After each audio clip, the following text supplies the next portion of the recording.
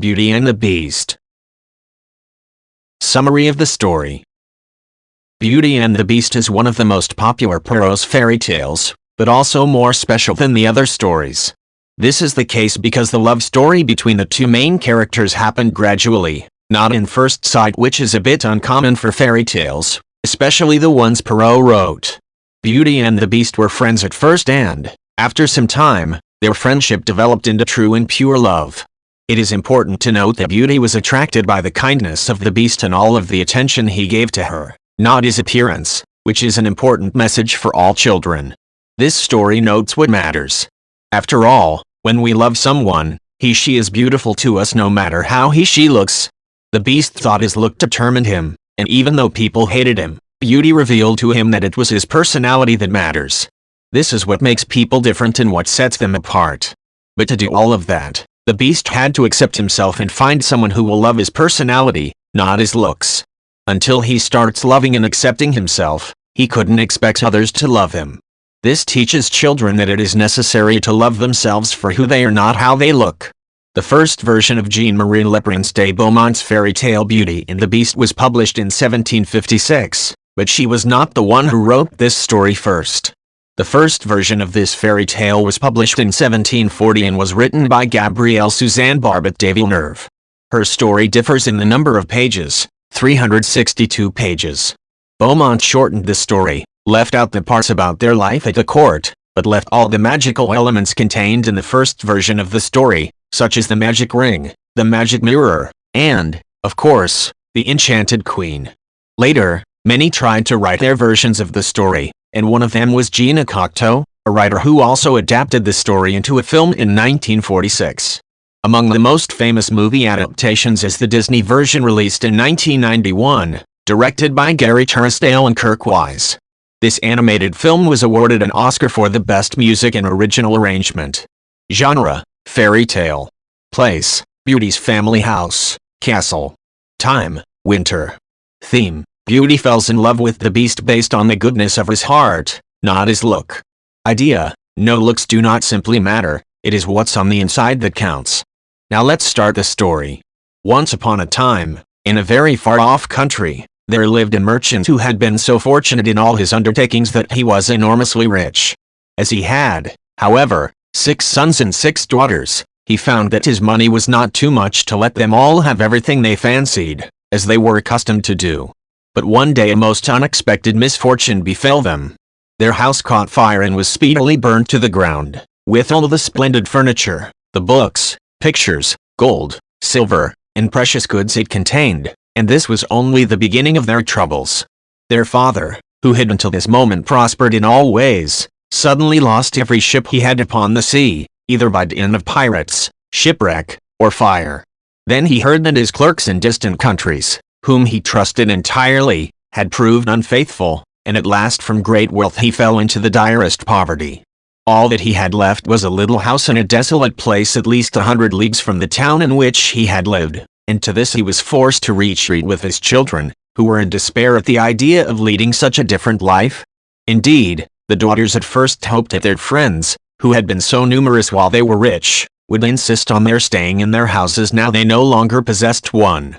But they soon found that they were left alone, and that their former friends even attributed their misfortunes to their own extravagance, and showed no intention of offering them any help.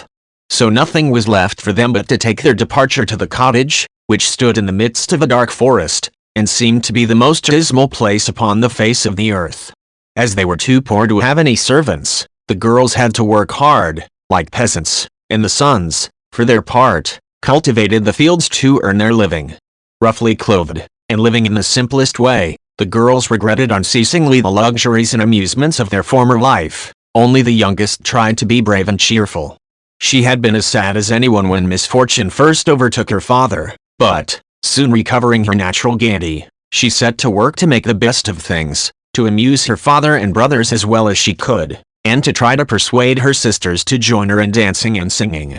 But they would do nothing of the sort, and, because she was not as doleful as themselves, they declared that this miserable life was all she was fit for. But she was really far prettier and cleverer than they were. Indeed, she was so lovely that she was always called Beauty. After 2 years, When they were all beginning to get used to their new life, something happened to disturb their tranquility. Their father received the news that one of his ships, which he had believed to be lost, had come safely into port with a rich cargo. All the sons and daughters at once thought that their poverty was at an end, and wanted to set out directly for the town, but their father, who was more prudent, begged them to wait a little, and, though it was harvest time, and he could ill be spared, determined to go himself first, to make inquiries. Only the youngest daughter had any doubt but that they would soon again be as rich as they were before, or at least rich enough to live comfortably in some town where they would find amusement and gay companions once more. So they all loaded their father with commissions for jewels and dresses which it would have taken a fortune to buy. Only Beauty, feeling sure that it was of no use, did not ask for anything. Her father, noticing her silence, said, "And what shall I bring for you, Beauty?" "The only thing I wish for is to see you come home safely," she answered. But this reply vexed her sisters, who fancied she was blaming them for having asked for such costly things. Her father, however, was pleased, but as he thought that at her age she certainly ought to like pretty presents, he told her to choose something. "Well, dear father," she said, "as you insist upon it, I beg that you will bring me a rose. I have not seen one since we came here, and I love them so much." So the merchant set out and reached the town as quickly as possible, but only to find that his former companions, believing him to be dead, had divided between them the goods which the ship had brought, and after 6 months of trouble and expense he found himself as poor as when he started, having been able to recover only just enough to pay the cost of his journey. To make matters worse, he was obliged to leave the town in the most terrible weather, so that by the time he was within a few leagues of his home he was almost exhausted with cold and fatigue. Though he knew it would take some hours to get through the forest, he was so anxious to be at his journey's end that he resolved to go on, but night overtook him, and the deep snow and bitter frost made it impossible for his horse to carry him any further. Not a house was to be seen, the only shelter he could get was the hollow trunk of a great tree, and there he crouched all the night, which seemed to him the longest he had ever known.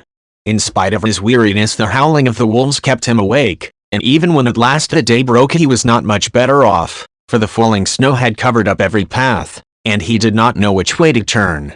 At length he made out some sort of track, and though at the beginning it was so rough and slippery that he fell down more than once, it presently became easier, and led him into an avenue of trees which ended in a splendid castle. It seemed to the merchant very strange that no snow had fallen in the avenue, which was entirely composed of orange trees, covered with flowers and fruit.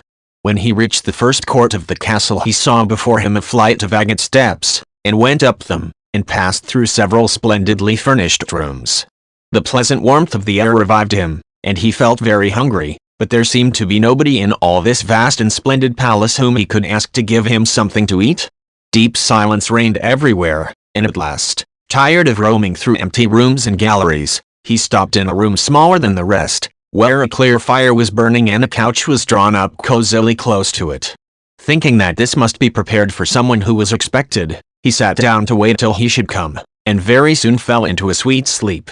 When his extreme hunger wakened him after several hours, he was still alone, but a little table, upon which was a good dinner, had been drawn up close to him, and, as he had eaten nothing for 24 hours, he lost no time in beginning his meal, hoping that he might soon have an opportunity of thanking his considerate entertainer, whoever it might be. But no one appeared, and even after another long sleep, from which he awoke completely refreshed, there was no sign of anybody, though a fresh meal of dainty cakes and fruit was prepared upon the little table at his elbow.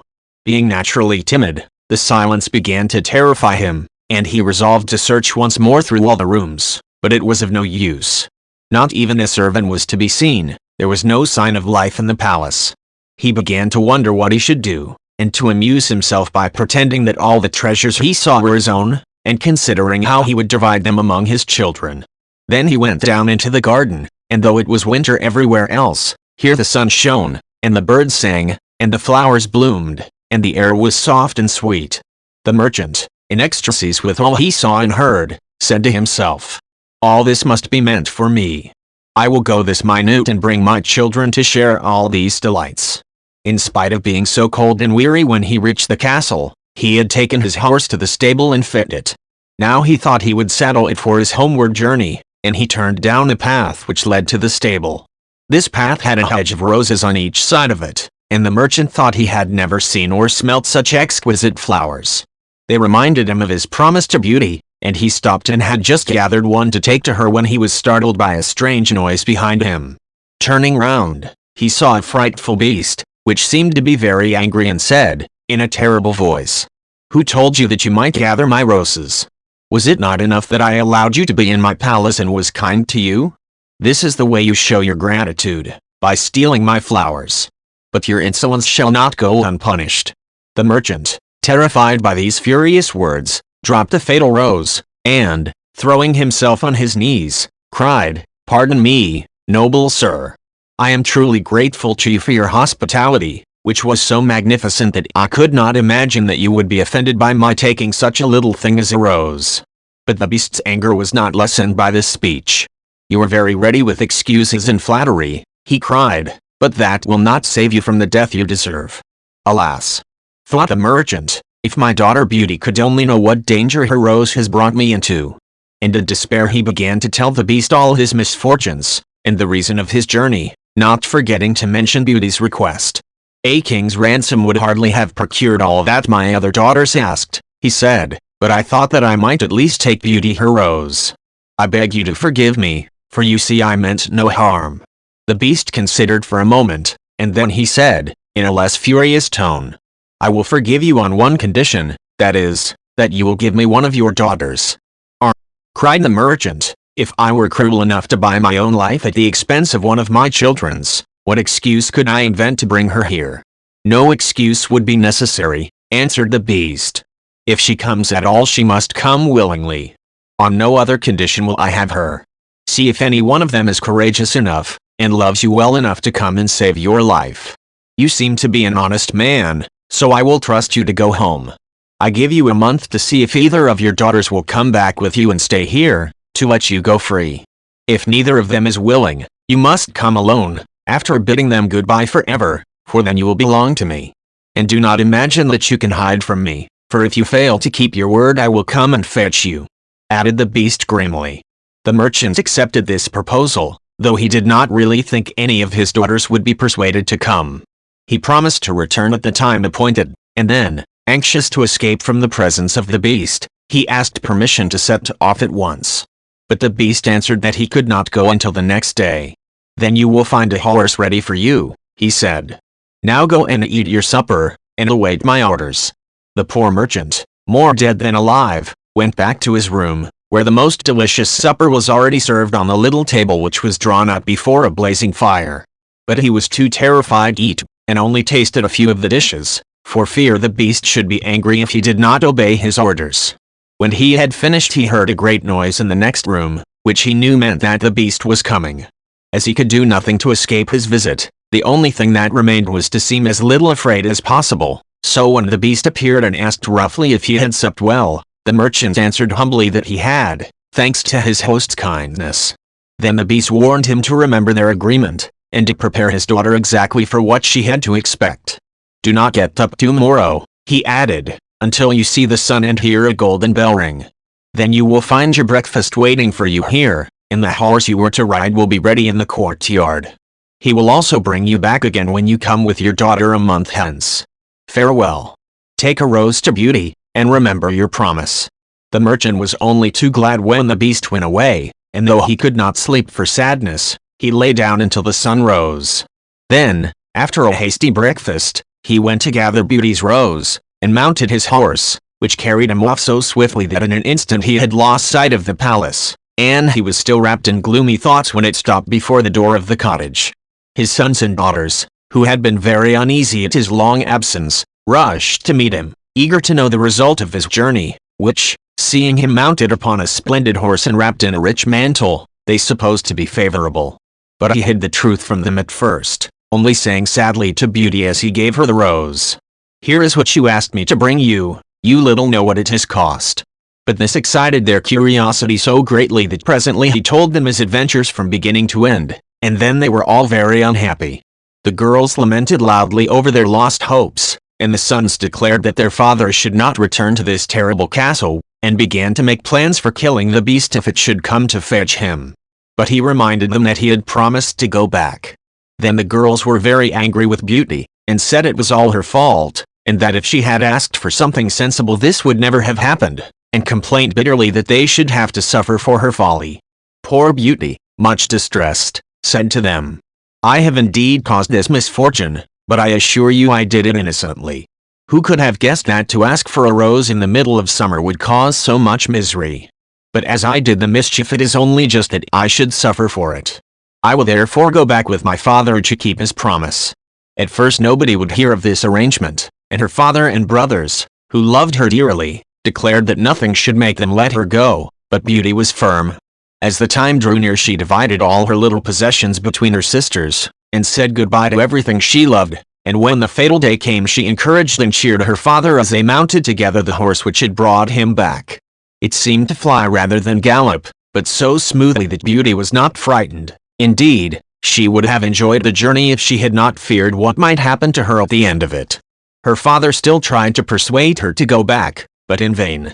While they were talking the night fell, and then, to their great surprise, wonderful colored lights began to shine in all directions, and splendid fireworks blazed out before them. All the forest was illuminated by them, and even felt pleasantly warm, though it had been bitterly cold before.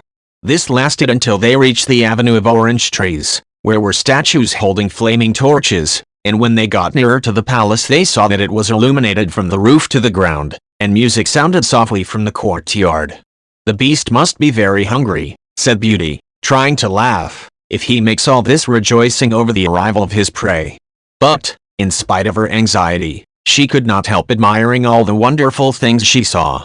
The horse stopped at the foot of the flight of steps leading to the terrace, and when they had dismounted her father led her to the little room he had been in before, where they found a splendid fire burning, and the table daintily spread with a delicious supper. The merchant knew that this was meant for them, and Beauty, who was rather less frightened now that she had passed through so many rooms and seen nothing of the beast, was quite willing to begin, for her long ride had made her very hungry.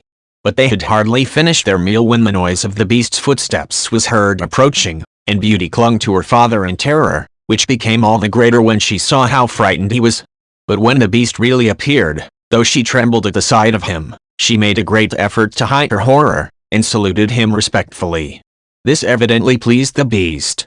After looking at her he said, in a tone that might have struck terror into the boldest heart, though he did not seem to be angry, "Good evening, old man." "Good evening, Beauty." The merchant was too terrified to reply, but Beauty answered sweetly, "Good evening, beast. Have you come willingly?" asked the beast. "Will you be content to stay here when your father goes away?" Beauty answered bravely that she was quite prepared to stay. "I am pleased with you," said the beast. "As you have come of your own accord, you may stay. As for you, old man," he added, turning to the merchant, "at sunrise tomorrow you will take your departure. When the bell rings get up quickly and eat your breakfast, and you will find the same horse waiting to take you home, but remember that you must never expect to see my palace again." Then turning to Beauty, he said, "Take your father into the next room, and help him to choose everything you think your brothers and sisters would like to have. You will find 2 traveling trunks there, fill them as full as you can. It is only just that you should send them something very precious as a remembrance of yourself." Then he went away, after saying, "Goodbye, Beauty, goodbye, old man," and though Beauty was beginning to think with great dismay of her father's departure, she was afraid to disobey the beast's orders, and they went into the next room, which had shelves and cupboards all round it. They were greatly surprised at the riches it contained. There were splendid dresses fit for a queen, with all the ornaments that were to be worn with them, and when Beauty opened the cupboard she was quite dazzled by the gorgeous jewels that lay in heaps upon every shelf.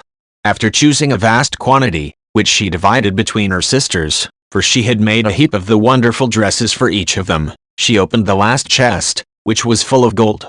"I think, father," she said, "that, as the gold will be more useful to you, we had better take out the other things again, and fill the trunks with it." So they did this, but the more they put in, the more room there seemed to be, and at last they put back all the jewels and dresses they had taken out, and Beauty even added as many more of the jewels as she could carry at once, and then the trunks were not too full, but they were so heavy that an elephant could not have carried them. "The beast was mocking us," cried the merchant. "He must have pretended to give us all these things, knowing that I could not carry them away. "Let us wait and see," answered Beauty. "I cannot believe that he meant to deceive us. All we can do is to fasten them up and leave them ready." So they did this and returned to the little room, where, to their astonishment, they found breakfast ready. The merchant ate as with a good appetite, as the beast's generosity made him believe that he might perhaps venture to come back soon and see Beauty. But she felt sure that her father was leaving her forever, so she was very sad when the bell rang sharply for the second time, and warned them that the time was come for them to part. They went down into the courtyard, where 2 horses were waiting, one loaded with the 2 trunks, the other for him to ride. They were pawing the ground in their impatience to start, and the merchant was forced to bid Beauty a hasty farewell, and as soon as he was mounted he went off at such a pace that she lost sight of him in an instant. Then Beauty began to cry, and wandered sadly back to her own room. But she soon found that she was very sleepy, and as she had nothing better to do she lay down and instantly fell asleep. And then she dreamed that she was walking by a brook bordered with trees, and lamenting her sad fate, when a young prince, handsomer than anyone she had ever seen, and with a voice that went straight to her heart, came and said to her, "Ah, Beauty, you were not so unfortunate as you suppose. Here you will be rewarded for all you have suffered elsewhere. Your every wish shall be gratified. Only try to find me out, no matter how I may be disguised, as I love you dearly, and in making me happy you will find your own happiness. Be as true-hearted as you are beautiful, and we shall have nothing left to wish for." "What can I do, Prince, to make you happy?" said Beauty. "Only be grateful," he answered, "and do not trust too much to your eyes. And, above all, do not desert me until you have saved me from my cruel misery." After this she thought she found herself in a room with a stately and beautiful lady, who said to her, "Dear Beauty, try not to regret all you have left behind you, for you are destined to a better fate. Only do not let yourself be deceived by appearances." Beauty found her dream so interesting that she was in no hurry to awake, but presently the clock roused her by calling her name softly 12 times, and then she got up and found her dressing table set out with everything she could possibly want, and when her toilet was finished she found dinner was waiting in the room next to hers. But dinner does not take very long when you are all by yourself, and very soon she sat down cozily in the corner of a sofa, and began to think about the charming prince she had seen in her dream. "He said I could make him happy," said Beauty to herself. "It seems, then, that this horrible beast keeps him a prisoner. How can I set him free? I wonder why they both told me not to trust to appearances? I don't understand it. But, after all, it was only a dream, so why should I trouble myself about it? I had better go and find something to do to amuse myself." So she got up and began to explore some of the many rooms of the palace. The first she entered was lined with mirrors, and Beauty saw herself reflected on every side, and thought she had never seen such a charming room. Then a bracelet which was hanging from a chandelier caught her eye, and on taking it down she was greatly surprised to find that it held a portrait of her unknown admirer, just as she had seen him in her dream.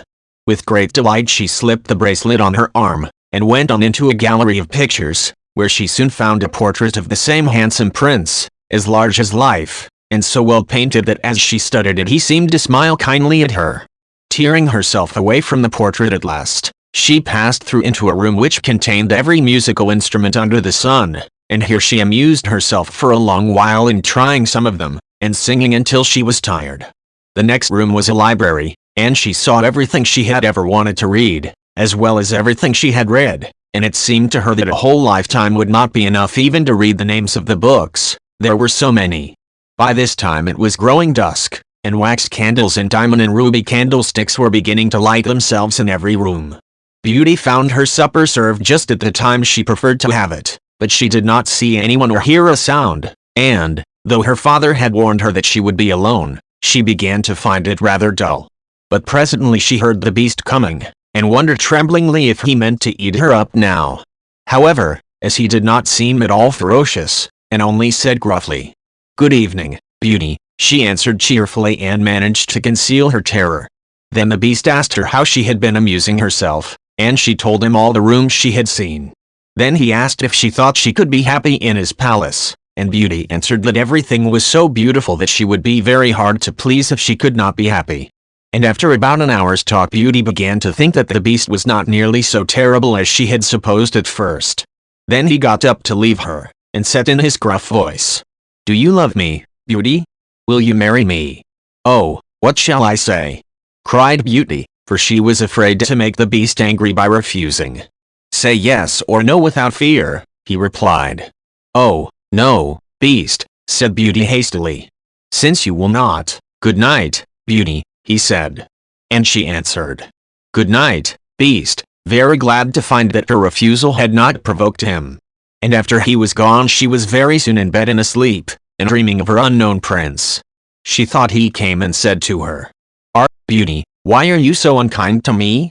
I fear I am fated to be unhappy for many a long day still. And then her dreams changed, but the charming prince figured in them all, and when morning came her first thought was to look at the portrait and see if it was really like him, and she found that it certainly was. This morning she decided to amuse herself in the garden, for the sun shone, and all the fountains were playing, but she was astonished to find that every place was familiar to her, and presently she came to the brook where the myrtle trees were growing where she had first met the prince in her dream, and that made her think more than ever that he must be kept a prisoner by the beast. When she was tired she went back to the palace, and found a new room full of materials for every kind of work, ribbons to make into bows, and silks to work into flowers. Then there was an aviary full of rare birds, which were so tame that they flew to Beauty as soon as they saw her, and perched upon her shoulders and her head. Pretty little creatures, she said, how I wish that your cage was nearer to my room, that I might often hear you sing. So saying she opened a door, and found to her delight that it led into her own room, though she had thought it was quite the other side of the palace. There were more birds in a room farther on, parrots and cockatoos that could talk, and they greeted Beauty by name. Indeed, she found them so entertaining that she took one or two back to her room, and they talked to her while she was at supper, after which the beast paid her his usual visit, and asked the same questions as before, and then with a gruff good night he took his departure, and Beauty went to bed to dream of her mysterious prince. The days passed swiftly in different amusements, and after a while Beauty found out another strange thing in the palace, which often pleased her when she was tired of being alone. There was one room which she had not noticed particularly. It was empty, except that under each of the windows stood a very comfortable chair, and the first time she had looked out of the window it had seemed to her that a black curtain prevented her from seeing anything outside. But the second time she went into the room, happening to be tired, she sat down in one of the chairs, when instantly the curtain was rolled aside, and a most amusing pantomime was acted before her. There were dances and colored lights, and music, and pretty dresses, and it was all so gay that Beauty was in ecstasies. After that she tried the other 7 windows in turn, and there was some new and surprising entertainment to be seen from each of them, so that Beauty never could feel lonely anymore. Every evening after supper the beast came to see her, and always before saying good night asked her in his terrible voice, Beauty, will you marry me? And it seemed to Beauty, now she understood him better, that when she said, no, Beast, he went away quite sad. But her happy dreams of the handsome young prince soon made her forget the poor beast, and the only thing that at all disturbed her was to be constantly told to distrust appearances, to let her heart guide her, and not her eyes, and many other equally perplexing things, which, consider as she would, she could not understand. So everything went on for a long time, until at last, happy as she was, Beauty began to long for the sight of her father and her brothers and sisters, and one night, seeing her look very sad, the beast asked her what was the matter. Beauty had quite ceased to be afraid of him. Now she knew that he was really gentle in spite of his ferocious looks and his dreadful voice. So she answered that she was longing to see her home once more. Upon hearing this the beast seemed sadly distressed, and cried miserably, Beauty, have you the heart to desert an unhappy beast like this? What more do you want to make you happy? Is it because you hate me that you want to escape? No, dear beast, answered Beauty softly, I do not hate you, and I should be very sorry never to see you any more, but I long to see my father again. Only let me go for 2 months, and I promise to come back to you and stay for the rest of my life. The beast, who had been sighing dolefully while she spoke, now replied, I cannot refuse you anything you ask, even though it should cost me my life. Take the 4 boxes you will find in the room next to your own, and fill them with everything you wish to take with you. But remember your promise and come back when the 2 months are over, or you may have cause to repent it, for if you do not come in good time you will find your faithful beast dead. You will not need any chariot to bring you back. Only say goodbye to all your brothers and sisters the night before you come away, and when you have gone to bed turn this ring round upon your finger and say firmly, 'I wish to go back to my palace and see my beast again. Good night, Beauty. Fear nothing, sleep peacefully, and before long you shall see your father once more.' As soon as Beauty was alone she hastened to fill the boxes with all the rare and precious things she saw about her, and only when she was tired of heaping things into them did they seem to be full. Then she went to bed, but could hardly sleep for joy. And when at last she did begin to dream of her beloved prince she was grieved to see him stretched upon a grassy bank sad and weary, and hardly like himself. 'What is the matter?' she cried. But he looked at her reproachfully, and said, 'How can you ask me, cruel one? Are you not leaving me to my death perhaps?' Don't be so sorrowful,' cried Beauty. 'I am only going to assure my father that I am safe and happy. I have promised the beast faithfully that I will come back, and he would die of grief if I did not keep my word.' 'What would that matter to you?' said the prince.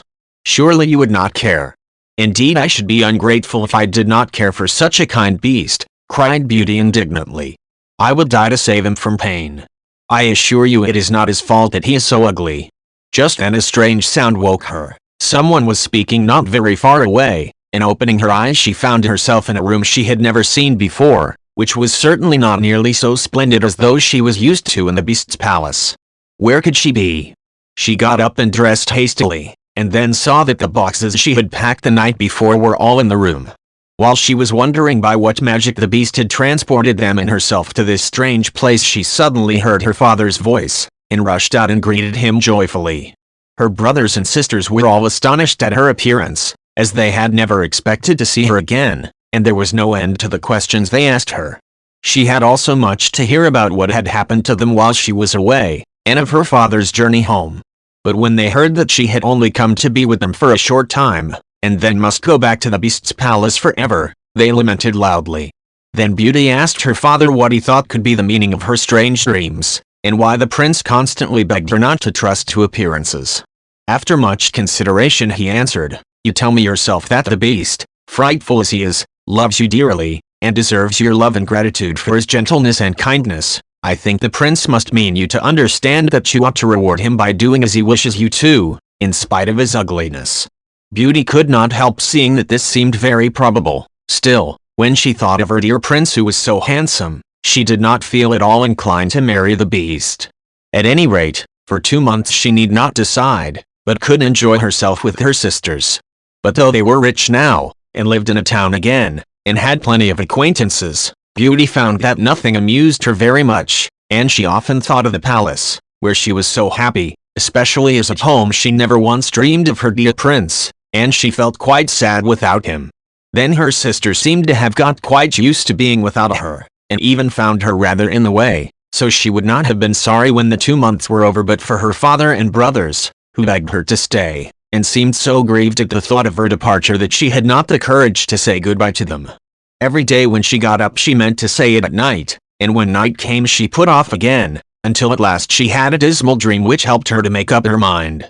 She thought she was wandering in a lonely path in the palace gardens, when she heard groans which seemed to come from some bushes hiding the entrance of a cave, and running quickly to see what could be the matter, she found the beast stretched out upon his side, apparently dying. He reproached her faintly with being the cause of his distress, and at the same moment a stately lady appeared, and said very gravely, "Beauty, you're only just in time to save his life? See what happens when people do not keep their promises. If you had delayed 1 day more, you would have found him dead." Beauty was so terrified by this dream that the next morning she announced her intention of going back at once, and that very night she said goodbye to her father and all her brothers and sisters, and as soon as she was in bed she turned her ring round upon her finger, and said firmly, "I wish to go back to my palace and see my beast again," as she had been told to do. Then she fell asleep instantly, and only woke up to hear the clock saying, "Beauty, Beauty," 12 times in its musical voice, which told her at once that she was really in the palace once more. Everything was just as before, and her birds were so glad to see her, but Beauty thought she had never known such a long day, for she was so anxious to see the beast again that she felt as if supper time would never come. But when it did come and no beast appeared she was really frightened, so, after listening and waiting for a long time, She ran down into the garden to search for him. Up and down the paths and avenues ran poor Beauty, calling him in vain, for no one answered, and not a trace of him could she find, until at last, quite tired, she stopped for a minute's rest, and saw that she was standing opposite the shady path she had seen in her dream. She rushed down it, and, sure enough, there was the cave, and in it lay the beast, asleep, as Beauty thought. Quite glad to have found him, she ran up and stroked his head, but to her horror he did not move or open his eyes. "Oh, he is dead, and it is all my fault," said Beauty, crying bitterly. But then, looking at him again, she fancied he still breathed, and, hastily fetching some water from the nearest fountain, she sprinkled it over his face, and to her great delight he began to revive. "Oh, beast, how you frightened me!" she cried. "I never knew how much I loved you until just now, when I feared I was too late to save your life. Can you really love such an ugly creature as I am?" said the beast faintly. "Beauty, you only came just in time. I was dying because I thought you had forgotten your promise. But go back now and rest, I shall see you again by and by."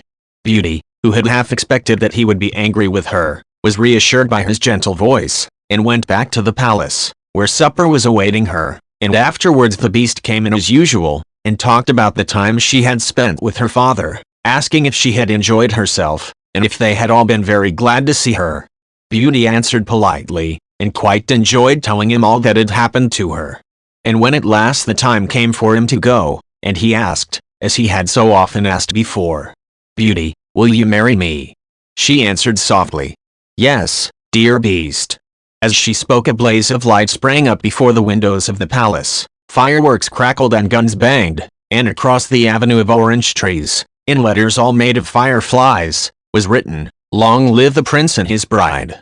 Turning to ask the beast what it could all mean, Beauty found that he had disappeared, and in his place stood her long-loved prince. At the same moment the wheels of a chariot were heard upon the terrace, and two ladies entered the room. One of them Beauty recognized as the stately lady she had seen in her dreams. The other was also so grand and queenly that Beauty hardly knew which to greet first. But the one she already knew said to her companion, "Well, Queen, this is Beauty, who has had the courage to rescue your son from the terrible enchantment. They love one another, and only your consent to their marriage is wanting to make them perfectly happy." "I consent with all my heart," cried the Queen.